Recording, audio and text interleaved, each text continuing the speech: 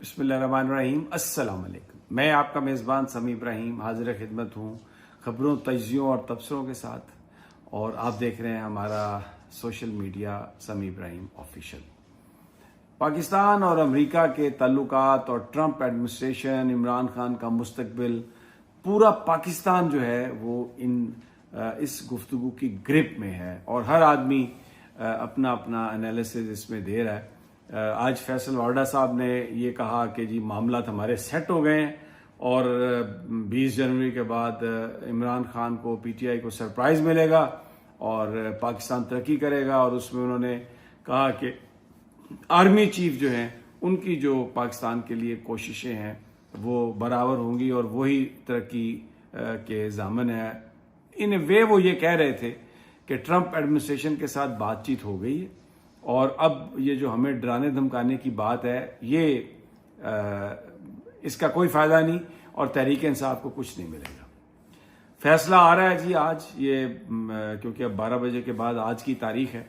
और 190 million pound में सज़ा जो अभी तक खबरें फीड की गई हैं या जो हुकूमत के हामी जर्नलिस्ट जो बातें कर रहे हैं उसके मुताबिक 190 मिलियन अलकादर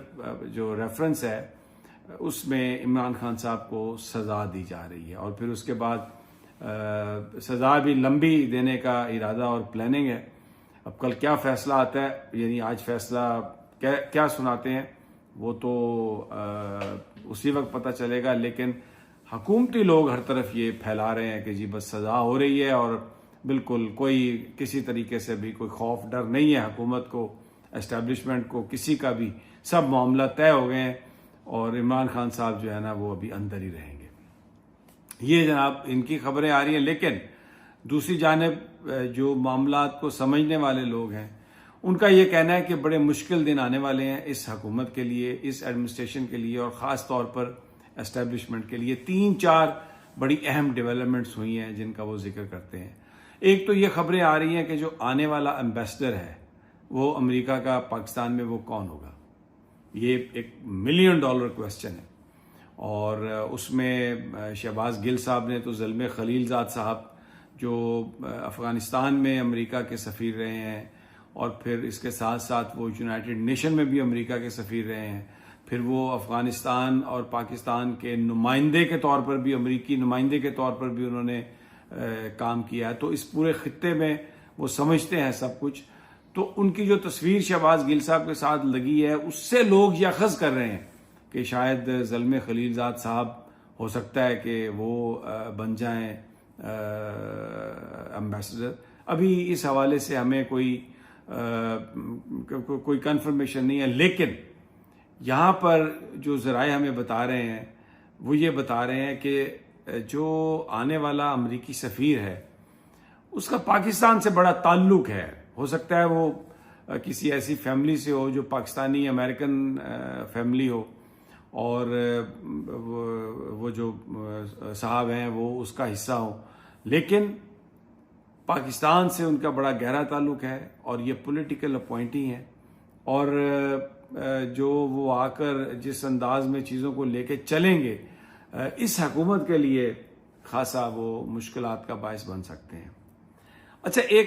एक तो ये बात है जो मैं आपसे करना चाह रहा था, लेकिन एक और बड़ी इंपॉर्टेंट सिग्निफिकेंट बात है। जो पॉलिसी अमेरिका की पाकिस्तान और अफगानिस्तान, ईरान और इस खित्ते में जो होगी उसको लीड कौन करेगा अमेरिका में, ये बड़ा एक अहम सवाल है। और ये डोनाल्ड ट्रंप ने अपनी गुफ्तगू में वजाहत की है कि वो क्या फोर्सी करते हैं कि कैसे पॉलिसी बनाई जाएगी, कौन उसको देखेगा, किसकी से ज़्यादा होगी। माजी में ये सब कुछ CIA की डोमेन में रहा है और CIA जो है वो इस खित्ते की पॉलिसीज़ शेप करती रही है। अब जो अमेरिकन प्रेसिडेंट थे, जो माजी के जो अमेरिकन एडमिनिस्ट्रेशन है उसने हमेशा CIA पर इन्हिसार किया। सेंटकॉम की जो जिनका दोहा में जिनका सेंटर है, हेडक्वार्टर है, उनके कमांडर्स की तरफ से जो रिकमेंडेशन इस खित्ते के लिए आती थी उसको अमेरिकन प्रेसिडेंट्स उसको अप्रूव करते थे اور پھر اس کے بعد جو CIA کا سینٹر ہے وہ بحرین میں بنا دیا گیا. تو آپ نے اکثر دیکھا ہوگا, خبروں میں پڑھا ہوگا کہ ہمارے بہت سارے جو عسکری امپورٹنٹ لوگ ہیں وہ بحرین بہت جاتے ہیں. تو ایک آدمی سوچتا ہے کہ یار بحرین میں کیا ہے, چلے سعودی عرب گئے, وہاں پر کوئی تیل ویل کی بات ہوئی, کوئی پاکستان کے لیے سبسڈی کی بات ہوئی, برادر ملک ہے, اس کی سیکیورٹی کا پاکستان کے حوالے سے بڑا عمل دخل ہے, تو وہاں پر تو اس لیے جاتے ہوں گے. لیکن یہ بحرین کیوں جاتے ہیں؟ بحرین اس لیے جاتے ہیں کہ رپورٹڈلی اب جو CIA کے جو ہیڈ کوارٹرز ہیں اس خطے کے لیے, یا جہاں پر بیٹھ کے وہ آپریشن اپنا مانیٹر کرتے ہیں, دیٹ از بحرین. وہ تو اس لیے وہاں پر یہ سب کچھ ہوتا ہے وہ, اور یہ بڑا وسیع سینٹر ہے, اور یہ پورا جو علاقہ ہے جس میں کئی ممالک ہیں, وہ ان کی جو پالیسیز ہیں اس حوالے سے وہاں پر جو ڈیولپمنٹس ہو رہی ہیں. اور امریکہ ہمیشہ سے ریجیم چینج آپریشنز میں شریک رہا ہے, اور جو کئی ممالک کی جو حکومتیں ہیں خاص طور پر ہمارے پاکستان میں جو بنتی ہیں گرتی ہیں, سیاستدانوں کے کیریئر کے حوالے سے امریکہ کا بڑا ایک اہم رول رہا ہے. اور اس میں جو CIA ہے اس کی جو ریکمنڈیشنز ہیں وہ بہت اہم ہوتی ہیں. آپ نے دیکھا کہ میں یہ بار بار بتاتا ہوں آپ کو کہ جب مشرف صاحب نے نواز شریف کا ان کو فارغ کیا تھا, ماشاءاللہ لگایا تھا, تو سب سے پہلا جو میسج آیا تھا امریکی صدر کو اس وقت بل کلنٹن کو, وہ جنرل اینتھنی زینی کی طرف سے آیا تھا جو سینٹ کام کے ہیڈ تھے, کہ ہم نے ان کے ساتھ مل کر کام کرنا ہے, ہماری یہ ضرورت ہے اور آپ چلیں ان کے ساتھ. تو پھر اس کے بعد طالبان کے ساتھ جب ساری گفتگو ہونی تھی تو اس میں بھی جو لوگ شریک رہے گفتگو میں, بروس ریڈل جو CIA کے بڑے اہم عہدیدار بھی رہے, اور پھر جو جان بالٹن جو سیکیورٹی کو دیکھتے رہے, تو وہ انہوں نے ان کی بڑی انپٹ اس میں شامل رہی. یہاں پر جو بھی ہوا, طالبان کے ساتھ جو مذاکرات ہوئے جیسے بھی ہوئے, بعد میں جو حکومت بنی, پھر ایران کے ساتھ جو معاملات ہیں اس میں CIA کو بڑی دلچسپی ہے اور رہی ہے دلچسپی. تو وہ اس خطے کے معاملات کو کنٹرول کرتے رہے, یہ ماضی کی بات ہے. تو اب کون اس کو لیڈ کرے گا, یہ سوال اس لیے پیدا ہوا ہے کہ ڈونلڈ ٹرمپ نے گفتگو کرتے ہوئے یہ کہا ہے کہ اب اس خطے کی پالیسیز CIA نہیں, اسٹیٹ ڈپارٹمنٹ لیڈ کرے گا. ڈپلومیٹس, پولیٹیکل سیٹلمنٹس, سیاستدان ڈیل کریں گے. تو اس کے بعد اس کا مطلب یہ ہے کہ جو ایک ایج ہوتا تھا ہمیشہ پینٹاگون کو, CIA کو اور ہمارا جو فوجی اسٹیبلشمنٹ ہے, ان کی آپس میں انڈرسٹینڈنگ سے سارے معاملات چلتے تھے, پالیسیز بنتی تھیں, چاہے طالبان ہوں چاہے دوسرے گروپس ہوں, جو بھی تھا. لیکن اب اس خطے کے حوالے سے اگر اختیار چلا جائے گا اسٹیٹ ڈپارٹمنٹ کے پاس, تو اس کا مطلب ہے کہ جو پولیٹیکل لوگ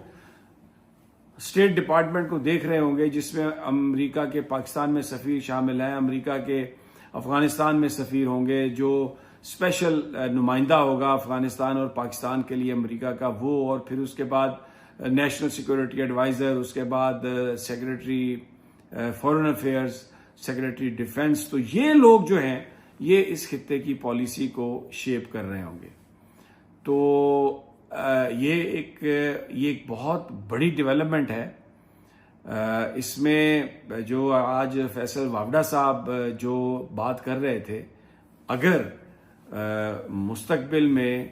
پالیسی امریکہ کی اس خطے میں پاکستان کے حوالے سے اور افغانستان کے حوالے سے ڈپلومیٹیکلی اس کو حل کرنا ہے, کیونکہ ٹرمپ جو ہیں وہ کہہ رہے ہیں کہ میں جو وار ڈپلومیسی ہے وہ نہیں کروں گا, مجھے جنگ نہیں کرنی, ہم مذاکرات کریں گے. اور ایک جو فلسفی سامنے آئی ہے کہ جو ڈپلومیٹس ہیں وہ ایسے ہوں گے جو ٹف ڈپلومیٹ ہوں گے, جو زبان ٹف استعمال کریں گے, کیونکہ امریکہ سے یہ خبریں آ رہی ہیں کہ اگر ڈپلومیٹ سخت زبان ہو تو جنگوں کو اوائڈ کیا جا سکتا ہے, اور اگر ڈپلومیٹ نرم زبان میں بات کرے تو پھر جنگی میدان گرم ہو سکتا ہے. تو اب ڈونلڈ ٹرمپ جو ہیں وہ یہ کہتے ہیں کہ میں جو اسٹیبلشمنٹ ہے اس کا رول میں وہ کم کروں گا, اور جو اس خطے کی خاص طور پر جو پالیسی ہے اس کو اسٹیٹ ڈپارٹمنٹ لیڈ کرے گا. اس کو جو ماضی میں جس طرح سے ہوتا رہا ایسا نہیں ہوگا. اب اگر یہ ہوتی ہے بات تو یہ تو بڑی یہاں پر بڑی پریشان کن بات ہوگی, کیونکہ جو پاکستان کے اندر پاور سینٹرز ہیں وہ تو کچھ اور چیزیں ہو رہی ہیں, کچھ اور باتیں ہو رہی ہیں. فیصل وابڈا کی جس پریس کانفرنس کا میں نے ذکر کیا ہے, جس گفتگو کا ذکر کیا ہے, تو اگر ہم اس کو ٹرمپ کی تناظر میں دیکھیں گفتگو کے, تو یہ تو بڑی ایک پھر تبدیلی والی بات ہے. اور پھر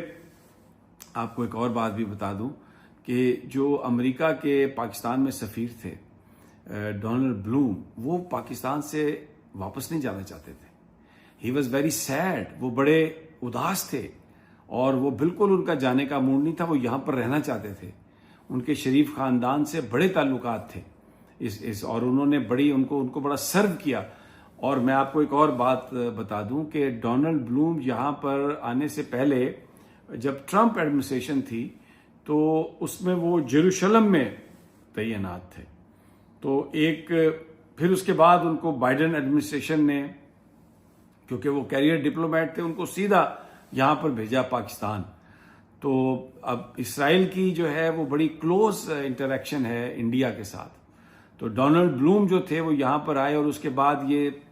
جو سارے آپریشن ہوئے یہاں پر, یوکرین کا معاملہ تھا اس میں اسلحہ وہاں پر گیا. پھر یہ جو گورنمنٹ تھی رجیم چینج ہونے کے بعد الیکشن پاکستان کے آگے کیے گئے, اور جو فنڈامنٹل رائٹ سسپینڈ رہے, لیکن امریکہ نے کہا کہ وہ حالت جنگ میں ہیں, اس لیے انہوں نے بالکل نہ الیکشن کی کو بات کی, اور جو پھر دھاندلی واندلی جو بھی ہوئی فارم 45 فارم 47 بالکل اس میں انہوں نے مداخلت نہیں کی اور یہاں پر فری ہینڈ دیا. تو وہ جانا چاہتے تھے, لیکن آپ کو پتہ ہے پاکستان میں جو شریف خاندان ہے اس کی شہرت کیا ہے. میں ابھی چند ہفتے پہلے کے پارٹی کی میں آپ کو ایک روایت سنا دیتا ہوں, جہاں پر سفیر بھی تھے, وزیر اعظم صاحب وہاں پر انوائٹڈ تھے. تو جو ڈپلومیٹ تھے اس میں ڈونلڈ بلوم کو سیکنڈ رو میں بٹھایا گیا, اور ان کے ساتھ قطری سفیر بیٹھے ہوئے تھے, کچھ اور آفیشلز بھی تھے. تو مریم نواز بھی آئیں اس فنکشن میں, لیکن وہ اگلی رو سے پچھلی رو میں نہیں آئیں, اور انہوں نے دور سے دیکھ کے ڈونلڈ بلوم کو اور جو دوسرے لوگ تھے ان کو کہا کہ ہائی ایکسیلنسیز, وہاں پر آئی نہیں, ان سے کوئی بات نہیں کی, اور وہ فرنٹ رو پہ بیٹھے رہے. اور کوئی وفاقی وزیر بھی ڈونلڈ بلوم کے پاس نہیں آیا, کیونکہ انہیں پتا تھا کہ ان کا ٹینیور ختم ہو چکا ہے اور یہ یہاں سے واپس جا رہے ہیں. تو یہ ایک مثال ہے کہ کس طریقے سے جو پاورفل فیملیز ہیں, جو طاقتور لوگ ہیں, وہ کس طریقے سے جو اپنے تعلقات کو دیکھتے ہیں, اور جن لوگوں کی اہمیت کم ہو جاتی ہے, جو اس کوئی فائدہ دینے کی پوزیشن میں نہیں رہتے, تو کس طرح ان کو ٹیشوز کی طرح آپ استعمال کر کے تو پھینک دیتے ہیں. تو ڈونلڈ بلوم بڑے غمزدہ تھے, وہ نہیں جانا چاہتے تھے, وہ ابھی مزید رہنا چاہتے تھے. وہ سمجھتے تھے کہ بہت کچھ وہ کر سکتے ہیں, کیریئر ڈپلومیٹ تھے, لیکن ٹرمپ ایڈمنسٹریشن نے ان کو ان کے ٹینیور کے خاتمے پر بلایا اور ان کو واپس بلایا, اور انہوں نے ان سے پوچھا گیا کہ اب ان کی نئی اسائنمنٹ کیا ہے یہاں سے جانے سے پہلے. انہوں نے کہا آئی ڈونٹ نو. وہ بڑے پریشان نظر آ رہے تھے, انہوں نے کہا کہ I don't know, I will be just going back and let see what happens, کہ میں وہاں پر what is the new assignment for me. تو یہ ڈیولپمنٹس ہیں جو بڑی اہم ہیں, اور آنے والا سفیر اگر اس کا پاکستان سے بڑا تعلق ہے, پاکستان کو سمجھتا ہے, تو پھر جو پالیسی ہے وہ اب اسٹیٹ ڈپارٹمنٹ بنائے گا. تو یہ بڑی امپورٹنٹ یہ بات ہے. پھر یہ خبریں آ رہی ہیں کہ ایلان مسک کے ساتھ جو پاکستانی ڈائسپورا ہے, اہم جو پاکستانی ہیں, ان کا رابطہ ہوا ہے, اور یہ اس بات کی بڑی توقع ہے, وہ کر رہے ہیں کہ جو 20 تاریخ کے بعد جو پالیسی سٹیٹمنٹ شاید 18 کو بھی آئے گی, اس کے بعد بھی جو پالیسی سٹیٹمنٹ آئے گی, اور پھر 22 تاریخ کو جو کیپٹل ہل پر پاکستانیوں نے پروگرام ارینج کیا ہے جس میں مختلف سینیٹر اور کانگریس مین آ کے گفتگو کریں گے ساری ہیومن رائٹس کے حوالے سے, جو انفارمیشن ہے وہ ساری دی گئی، اور عمران خان نے کہا ہے کہ کیونکہ نہ سپریم کورٹ نے انصاف دیا، نہ ہائی کورٹ نے انصاف دیا، نہ حکومت نے ہماری بات سنی، تو جو یہ جو سارا مقدمہ ہے جس میں لوگوں کو مارا گیا اور اس کے بعد پولیٹیکل پریزنرز ہیں اور عمران خان کے مقدمے، یہ اس فورم پر پیش کیا جائے گا، یہ بتایا جائے گا کہ حکومت پاکستان کس طریقے سے بنیادی انسانی حقوق کی خلاف ورزی کر رہی ہے۔ تو ویری انٹرسٹنگ۔ تو یہ جو فیصل واوڈا صاحب کی جو گفتگو ہے یہ اپنی جگہ پر، لیکن جو قرائن بتا رہے ہیں کہ یہ اب جو تبدیلی کی ہوا چلے گی جو ویسٹ سے آ رہی ہے اپنی پالیسیز کے تحت، ان کی اپنی پریورٹیز کے تحت، it is going to make things little harder in Pindi and Islamabad. اور لوگ بات اگرچہ نہیں کر رہے لیکن ان کو ادراک ہے کہ یہ صورتحال بدل رہی ہے، اور 20 جنوری کے بعد وہ پرانی صورتحال نہیں ہوگی، اور نئی ریالٹیز اور سب کچھ جو ہے وہ تبدیل ہوگا۔ اور اب آج جو 190 ملین پاؤنڈ کا جو فیصلہ آنے والا ہے وہ بڑا اہم ہے اس کو دیکھنا کہ وہ کتنی سزا ملتی ہے عمران خان صاحب کو۔ سزا، کیونکہ جو